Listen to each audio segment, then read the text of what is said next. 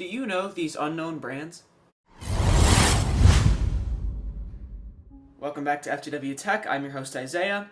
So, there are many graphics card, case, power supply, and peripheral companies that you may never have heard of that may be bigger than you think. Today I will tell you about 12 of these brands that you may not have heard of, including what they do and why they are not super mainstream. Biostar is a Taiwanese company that primarily manufactures AIB graphics cards and motherboards, but they also dabble in SSDs, RAM, peripherals, and healthcare? Yes, Biostar is doing something in healthcare. They don't even specify on their website what their healthcare division actually does. According to their history timeline, in 2014, quote, Biostar entered the healthcare market to aim to provide better healthcare treatments with the latest cutting-edge technology, end quote. Biostar also places an emphasis on niche PC markets such as crypto mining, the XT motherboard form factor, and server motherboards. In 2008, the relatively unknown Biostar was awarded Top 20 Taiwan Global Brand, and the brand was worth $46 million at the time. Biostar motherboards have actually carved out a space in the market alongside Gigabyte, MSI, ASUS, and ASRock. They have historically focused on budget boards, but they now have a whole product stack across several chipsets. That's B550, Z590, B450. They've got a lot now. The new Valkyrie series by Biostar received mediocre coverage by Tom's Hardware, with the Z590 model scoring a 3 out of 5 due to loud VRM fans, a clunky BIOS, and poor memory performance. It actually did manage to have good VRMs for overclocking though, which Biostar has always struggled with. Still, it's priced between $400 and $500, which is too high. So beneath the high-end Valkyrie line is the GTA line. The B550 GTA boards were criticized for being terrible, but the Z590 GTA was praised by Think Computers for good performance. However, that particular board also has bad Wi-Fi implementation, terrible overclocking performance, etc. Biostar's cheaper boards below the GTA line are literal garbage, so just avoid them. Where Biostar motherboards barely slip by as being the bare minimum, their graphics cards do not.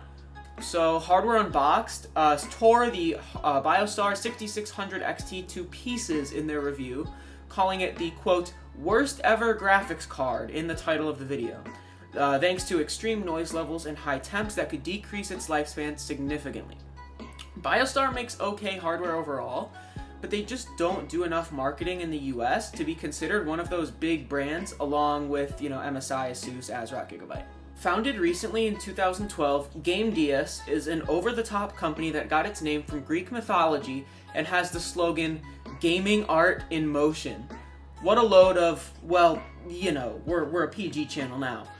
I used to call it GAMDIAS, but I think it's GAMDIAS or something like that. I don't know, I'm just going to call it GAMDIAS from now on. GAMDIAS' website claims it is, quote, the god of gaming, end quote. GAMDIAS makes a lot. Specifically, fans, CPU coolers, cases, PSUs, chairs, desks, mice, keyboards, and headsets.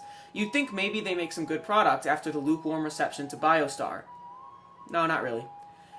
GAMDIAS makes some cheap RGB fans that have good reviews on Amazon despite not moving that much air.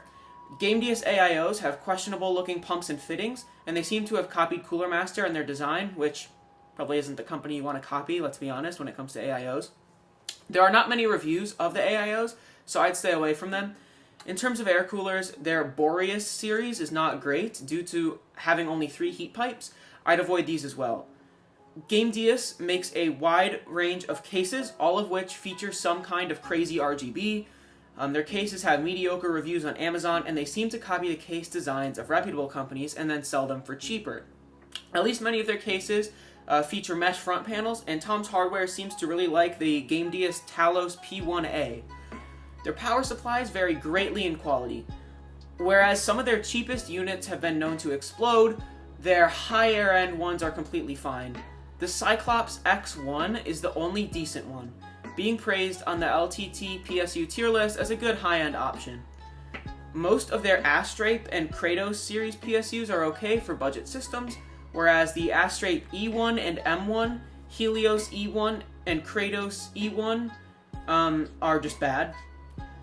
They make some cheap 80 plus gold semi-modular RGB power supplies that are okay. Just make sure you check the 80 plus rating before you buy them, and don't go too cheap. I would not get their gaming chairs, but their desks and peripherals are probably fine. It seems GAMDIAS is not bigger because it has been tossed aside as a gimmicky RGB company that thinks too highly of itself. It literally has a god complex. Tesoro used to be more popular than it is now. They actually make perfectly acceptable products to this day. They make keyboards, mice, headsets, chairs, and that's actually it. My script is very weird. I need to fix that. And they do it pretty well. Their keyboards get rave reviews, while they have some lightweight mice with high-end sensors. Even their headsets are solid, with some well-priced surround sound options, getting decent reviews overall. Their website is very well set up, so there really isn't much wrong with them, or is there? No, honestly, there really isn't. It's a good company. Their gaming chairs are bad, as all gaming chairs are, but that's about it. They even have a history of sponsoring esports teams at LAN events, like any normal modern company. They have faded into obscurity like Mad Catz over the past few years, however. It's not like they haven't been innovating, though. They were the first company to implement full N-key rollover on keyboards, and they also innovated in single-key macro recording. So why aren't they massive like RAZER? I really don't know. A lack of marketing definitely contributes, and it is also that they just haven't been around for too long. They were founded in 2011. Although, again, like I said, a few years ago, they were slightly bigger than they are now. So, I don't know. Their PC software is lacking as well, since they are not a big company, but I have no idea why they aren't bigger. Really, I think they deserve to be bigger, so it's just my 2 cents there. Great Wall is a power supply OEM, original equipment manufacturer, meaning they manufacture power supplies for popular Western brands that are well regarded, such as Corsair. Their in-house power supplies tend to be made fun of, but they're actually mostly fine, despite many of them looking ugly and dated. Gamers Nexus actually thoroughly tested a Great Wall 500 watt 80 plus bronze PSU, and it surprisingly passed all their tests. When Steve Burke calls your product, quote, okay, that's a compliment. The Great Wall E Gold is actually in the top tier on Linus's aforementioned power supply tier list, and the Titan TF Platinum and Gaming GX are also solid models, so in reality, Great Wall is a well-known brand. Corsair. People just don't know much about their in-house models because they don't sell well in the US, except to pre-built PC companies such as Walmart. So earlier I mentioned Mad Catz. Well, like Tesoro, Mad Catz used to be bigger than they are now. They actually used to be really big, a mid-2000s version of RAZER. They are a public company that achieved $134 million in revenue in their heyday back in 2016. Mad Catz does more than make mice, however. They actually have developed flight simulation software, developed chess hardware, whatever that means, published games under their own brand, and distributed games for third-party companies.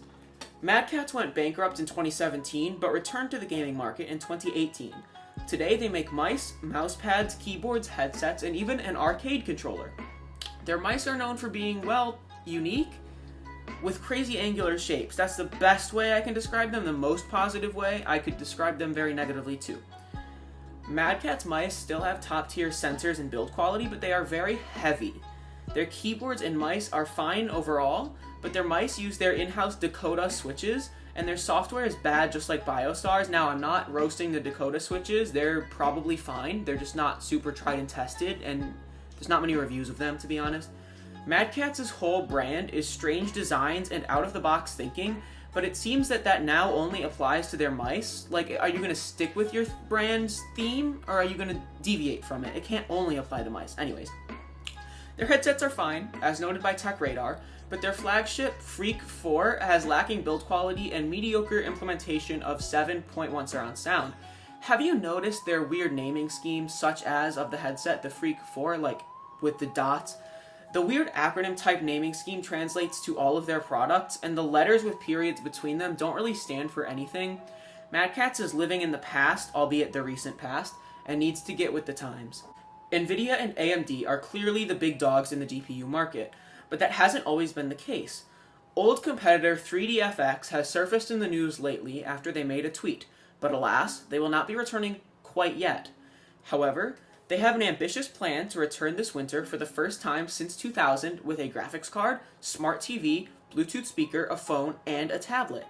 They were bought by NVIDIA in 2000 after declining for several years. What led to the downfall of their graphics cards? Failed partnerships with other brands, a bad acquisition that seized 3DFX's licensing of their chips to AIB partners. That's a big deal. Like, no more AIB partners, that's not good. And several generations of lackluster GPUs with overhyped claims in the late 90s. All those things, that led to their 2000 bankruptcy. Only time will tell how their return goes, or if it even happens at all at this point. Apevia is a lesser-known manufacturer of cases, power supplies, and fans.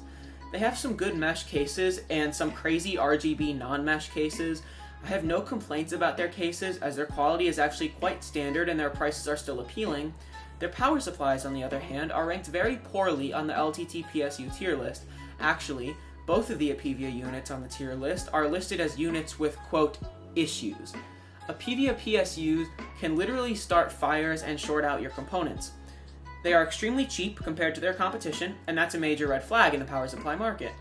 They have explicitly managed to obtain 80 plus ratings on a few of their units, of course because that is an efficiency standard, but I feel like 80 plus now, people take them as a power supply marketing thing now, where if it's 80 plus rated, that means it's quality. That's not the case. It just means it's to a certain level efficient. Anyways, I would avoid Apevia power supplies like a plague, all of them. Their fans range in quality from kids' toys to kids' toys. They're all super cheap plastic fans that can't move air to save their lives. The bottom line is that Apevia is not well known because most of their products are bad.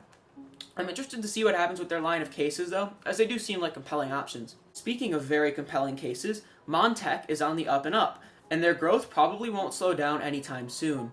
They exploded onto the scene recently with their Air 900 mesh case, and since then their other cases have become well known, receiving praise even from Gamers Nexus. Basically, they aren't well known yet, but they will soon be up there with Corsair and Cooler Master.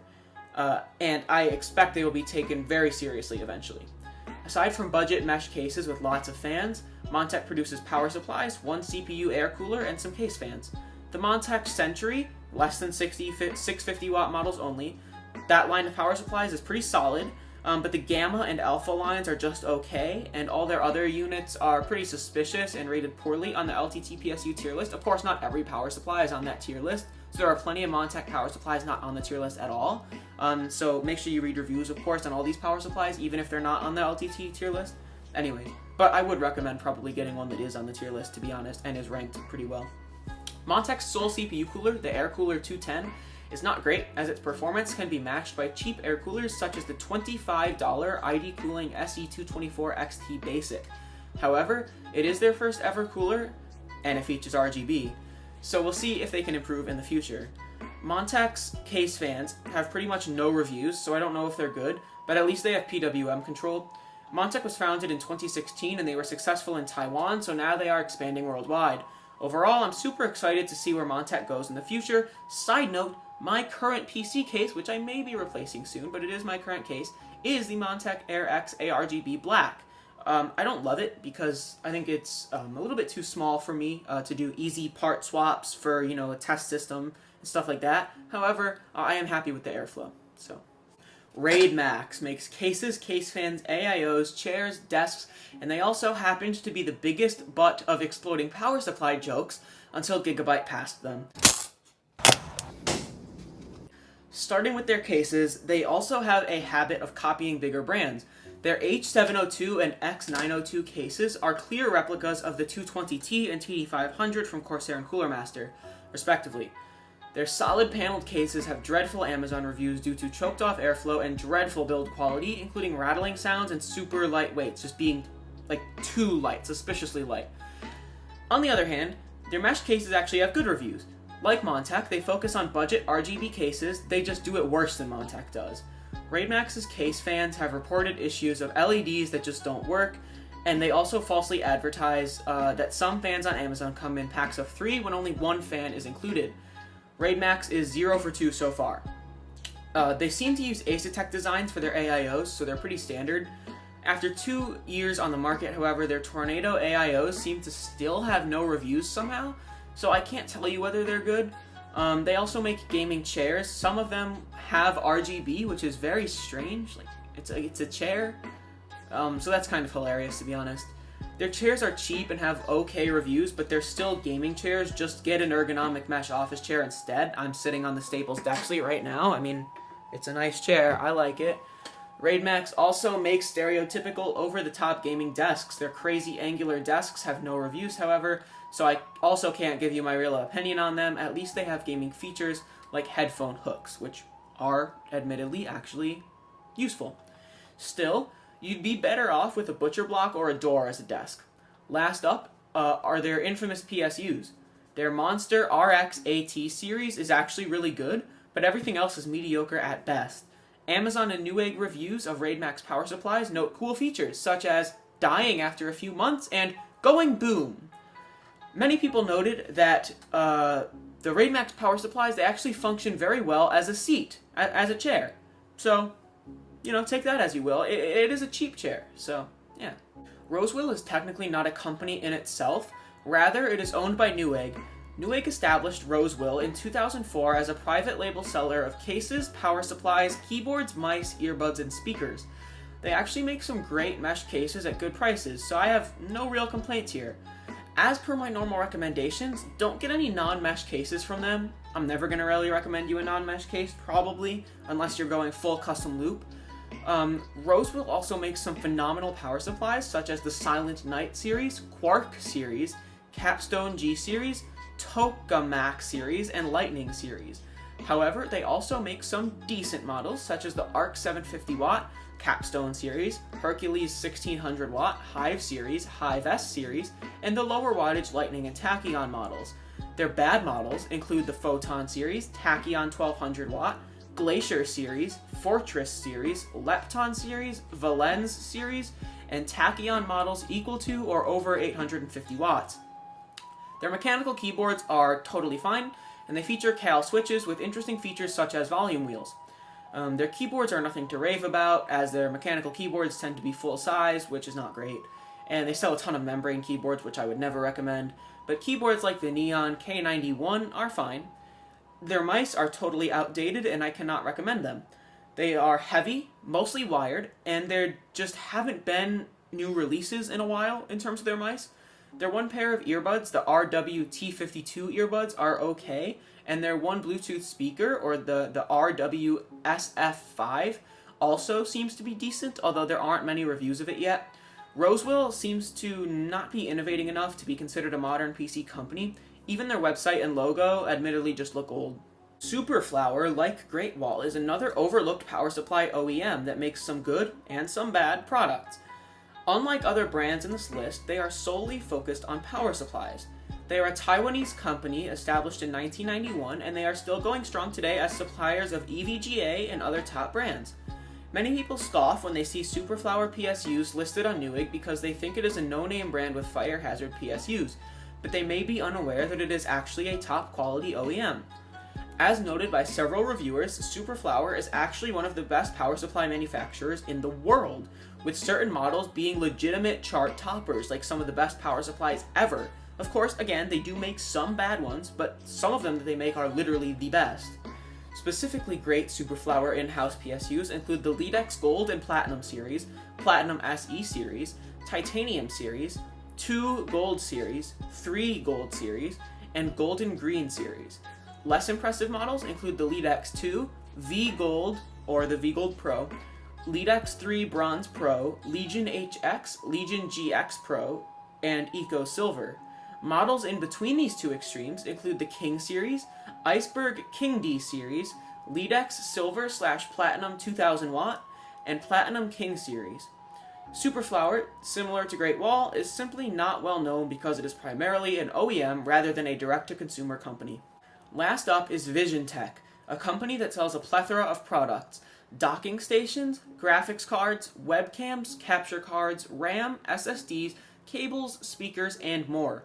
For the sake of brevity, I will focus on graphics cards, webcams, RAM, and SSDs.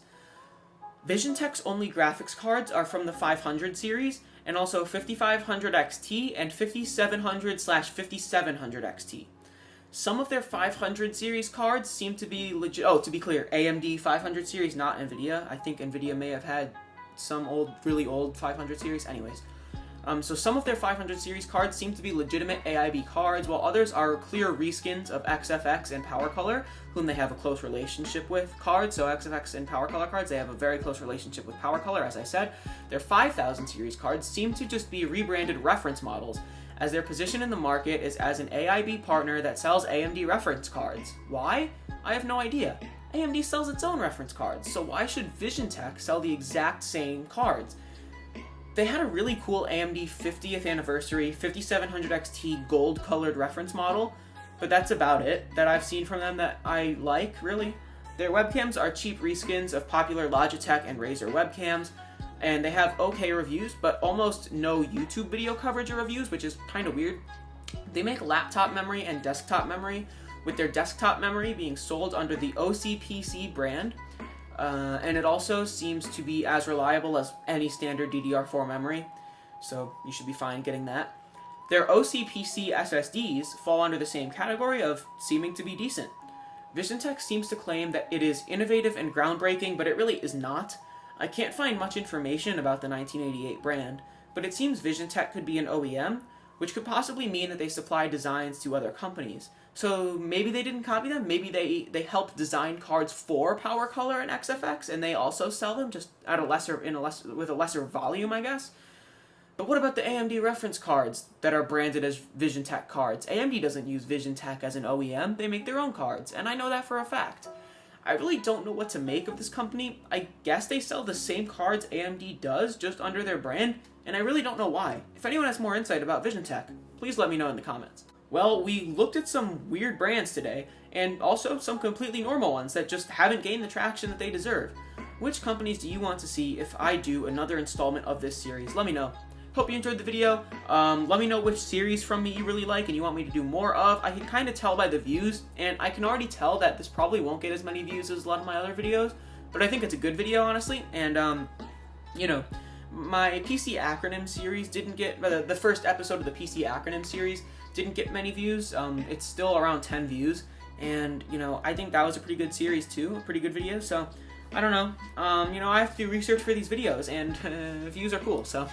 But, so feel free to share the video. But, going off on a tangent, I usually don't ask you guys to do anything like liking, sharing, subscribing, commenting, none of that. So anyways, I'm just going to end it here before I say some dumb stuff, but see you guys.